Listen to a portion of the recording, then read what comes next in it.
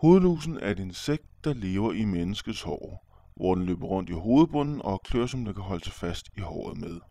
Man kan ikke redde eller børste dem ud. Det ernærer sig med menneskeblod og klynger sig til håret. Hovedlusen, Pediculus humanus capitis, kan hverken hoppe, springe eller flyve, og når den først er i en hovedbund, bevæger den sig mod halsen eller om bag ørerne. Her sprøjter den bedøvelse ind i offerets hovedbund, før den indtager blodet hver 3. time.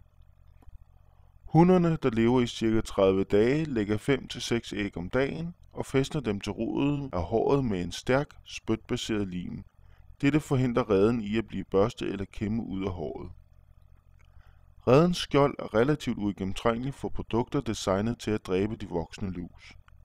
Æggene udklikkes efter 10 dage, og hele cyklusen begynder forfra igen. De fleste børn er allergiske over for bedøvelsen og limen, som derfor giver en forfærdelig kløe. Lysaway opløser limen og fjerner både lus, æg og reder i en enkelt behandling. Lysaway dræber lus og æg ved kvælning, og derfor kan de ikke blive resistente over for Lysaway. Lysaway opløser den lim, som æg og rede sidder fast med, på 10-15 minutter. Lysaway indeholder ingen kemikalier eller giftstoffer.